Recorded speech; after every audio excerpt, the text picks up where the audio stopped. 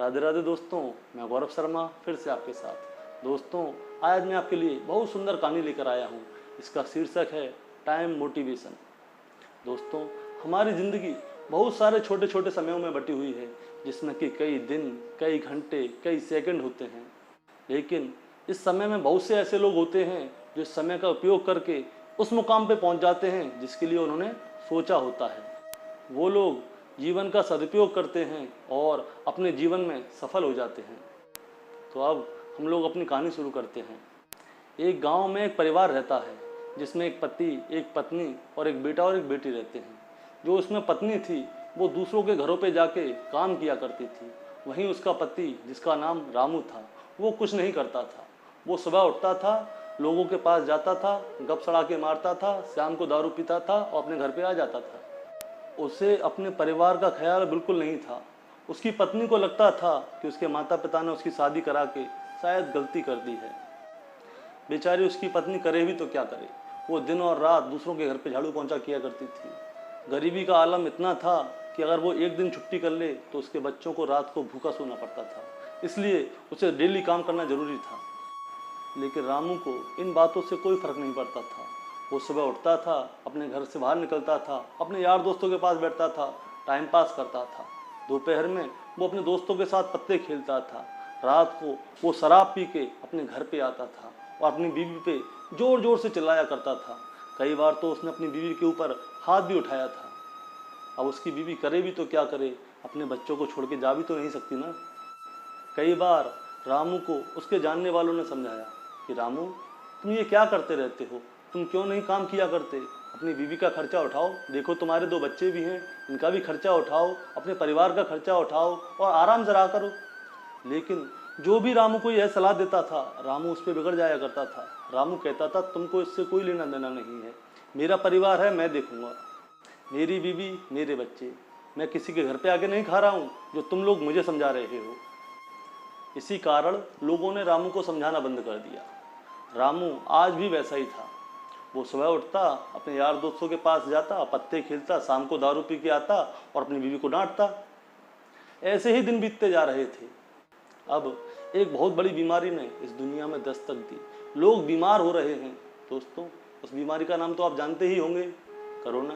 Corona का कहर इतना था कि चारों तरफ सरकार ने लॉकडाउन लगा दिया। सभी तरह के कार्य बंद हो गए। फैक्ट्री, दुकान, ट्रांसपोर्टेशन, सब कुछ बंद हो गया। सारे काम धंधे ठप हो गए। अब उसके बाद रामू का परिवार भूखा मरने लगा। उसकी बीवी, जो कि दूसरों के यहाँ सुबह शाम काम किया करती थी, उसको काम मिलना बंद हो गया है। रामू के घर पे अन्न का एक दाना नहीं है। जो कुछ पैसे थे वो खर्च हो गए हैं। उसका बेटा अब बीमार होने लगा है। उसके बच्चे की तबीयत बहुत ज़्यादा खराब हो गई। अब रामू ने सोचा कि अपने परिवार पे थोड़ा ध्यान दिया जाए। उस बच्चे को लेके वो हॉस्पिटल जाता तो कैसे जाता, उसके पास पैसे तो है नहीं। अब वो गांव वाले लोगों के पास जाता है। गांव के लोग कहते हैं, हमने तुम्हें पहले ही समझाया था कि काम किया करो, लेकिन तुम शराब पीने से फुर्सत नहीं तुम्हें। अब हमारे पास इस लॉकडाउन में पैसे कहाँ से आए, यह कह के गाँव वाले लोगों ने भी उसे वापस लौटा दिया। रामू बहुत ज़्यादा परेशान हो गया। वो सारे गांव में घूमता रहा। एक दिन पूरा बीत गया, लेकिन कहीं से पैसे नहीं आए। अब वो बेचारा करे भी तो क्या करे। लेकिन उसकी पत्नी जहाँ तहाँ जाके कहीं से कुछ पैसे की व्यवस्था करके ले आती है। अब वो लोग हॉस्पिटल जाने की तैयारी करते हैं। रामू दौड़ता हुआ हॉस्पिटल पहुंचा। हॉस्पिटल में डॉक्टर साहब ने उस बच्चे के बहुत सारे चेकअप किए, लेकिन चेकअप ख़त्म होते उससे पहले बच्चा ख़त्म हो गया। डॉक्टर साहब ने रामू से कहा कि रामू, अगर इस बच्चे को तुम 10 से 15 घंटे पहले मेरे पास ले आते तो शायद मैं इसे बचा लेता। मुझे तुमसे कहते हुए बहुत दुख हो रहा है कि मैं तुम्हारे बच्चे को नहीं बचा पाया। यह सुनकर रामू के कदमों के नीचे से ज़मीन निकल गई। वो रोता हुआ ज़मीन पर बैठ गया और कहने लगा कि मैंने अपने समय का बहुत दुरुपयोग किया है। अगर मैं पैसा कमाता तो शायद आज अपने बच्चे को बचा सकता था।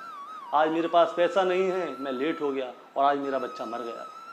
दोस्तों, इस कहानी से हमको एक सीख मिलती है कि हमें अपने समय का हमेशा सदुपयोग करना चाहिए, उसे कभी बर्बाद नहीं करना चाहिए।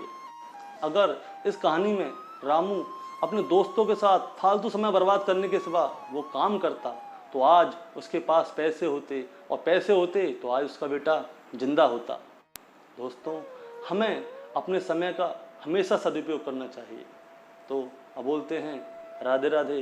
अगर आपको हमारी यह कहानी अच्छी लगी हो तो कृपया कर इस कहानी को लाइक करके आगे शेयर कर दें और हमारा चैनल सब्सक्राइब करना बिल्कुल ना भूलें। और अब चलते हैं कृष्णवाणी की ओर। राधे राधे दोस्तों, मैं गौरव शर्मा फिर से आपके साथ। दोस्तों, आज हम लोग श्रीमद् भागवत गीता के अध्याय नंबर 1 के श्लोक नंबर 47 को शुद्ध हिंदी में समझते हैं। तो शुरू करते हैं। संजय जो धृतराष्ट्र को इस महान युद्ध का वर्णन दे रहे हैं, वो बताते हैं कि हे धृतराष्ट्र, रणभूमि में शोक से उद्विग्न मन वाले अर्जुन यह कहते हुए अपने धनुष को बाण सहित त्याग देते हैं और रथ के पीछे वाले भाग में जाके बैठ जाते हैं। दोस्तों, ये था पहला अध्याय भागवत गीता का, अर्जुन विषाद योग। जी हाँ, इसमें अर्जुन के दुख के होने की, उसके मन में शंका आने की और यही बातें हमारे सामने साफ होके आती हैं इस पूरे अध्याय में।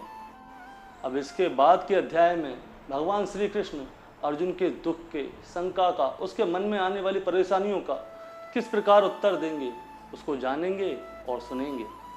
तो दोस्तों, ये था श्रीमद् भागवत गीता का प्रथम अध्याय, अर्जुन विषाद योग। इसको आप तक पहुंचाया था गौरव शर्मा ने। बड़े ही सुंदर और साधारण शब्दों में इसको आपके सामने प्रस्तुत करने का प्रयत्न किया गया है। अब इसके बाद आपसे मिलेंगे द्वितीय अध्याय में। तब तक के लिए आप हमें आज्ञा दीजिए। बोलिए राधे राधे और जय श्री कृष्णा।